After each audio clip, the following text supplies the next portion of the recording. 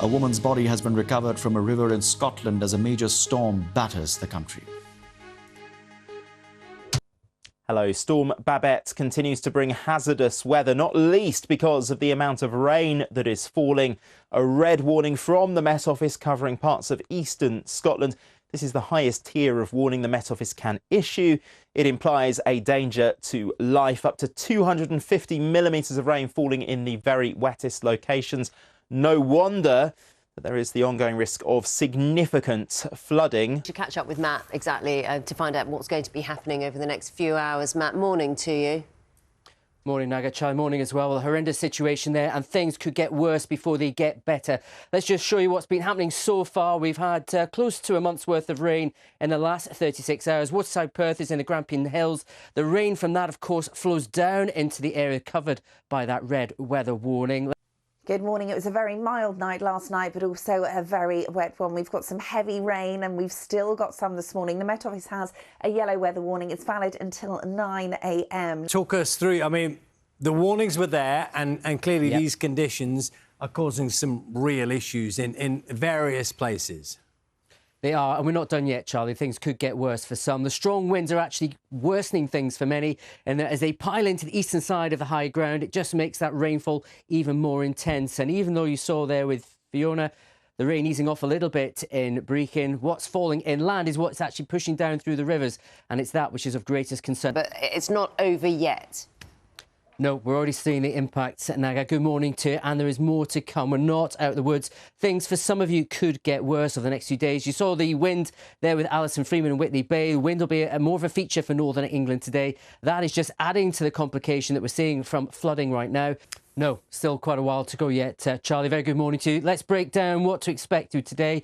At the moment, SEPA has issued 5 severe flood warnings, all in those areas covered by the top-level Met Office red weather warning. Let's bring you up to date with what's happening with Storm Babet. We know that a 57-year-old woman has died after being swept into a river in Angus as the storm batters eastern Scotland. Well, Fiona Lambden is in Brechin for us this morning. And Fiona, good morning to you. And you've been witnessing rescue missions, people who have had to leave their homes this morning. Yes, good morning. The rain has stopped. We aren't getting wet. But you can see behind me, Scottish Fire and Rescue are currently just waiting. They're here. They say there are still people in their homes, but currently those people don't want to be rescued. So from that, you have to presume that the water isn't in their homes. But they're just waiting to find out where they need to go next. They have told me that everyone from the caravan park, and that's what they were really worried about, everyone from the caravan park has been rescued. Well, just a moment ago, John came in, he was rescued. John, how are you doing this morning?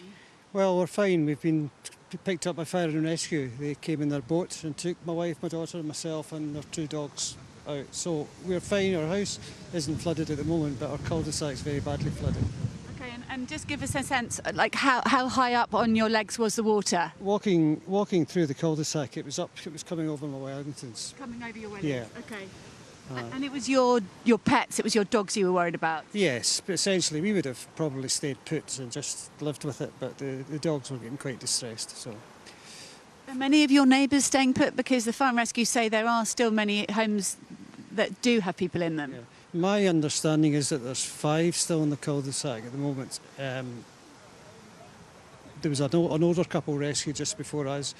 There are 5 there. But I don't know for sure. You've lived here for many years, over 20, and never seen it like this?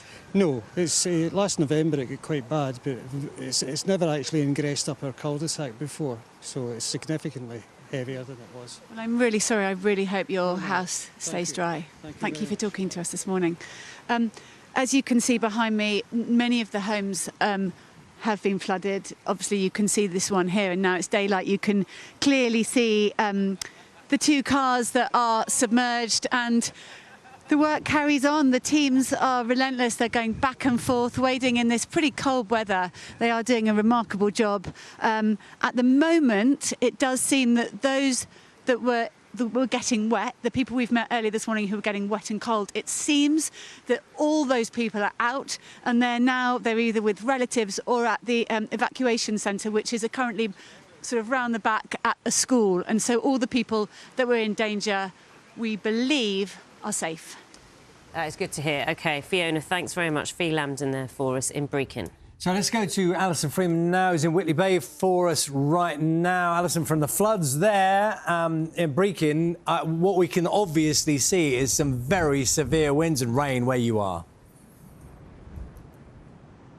Yeah, that's right, Charlie. We're thinking about gusts of around sort of 60 miles per hour along the northeast coast. You can see the water almost completely white out there in the sea. That's due to the sheer strength of the weather, and we've been watching huge breakers crashing up against the sea wall behind me there. Now, there has also been a bit of disruption sort of locally around here. We've seen branches off trees. Some of the large planters that you get outside of restaurants have been blown over, and debris on the road as well. But in more sort of practical terms, we know that the Shields ferry that crosses the Tyne has been cancelled for the time being. Also, a trip to Amsterdam on a ferry, DFDS ferry, has been cancelled today from Newcastle. Also, a school in Newcastle had to be shut yesterday due to damage to its roof. So there is lots of sort of issues happening with this yellow weather warning that we have in place across the northeast. It's the amber weather warning we're watching next, slightly more towards inland, and that's going to last until 6 o'clock tomorrow morning.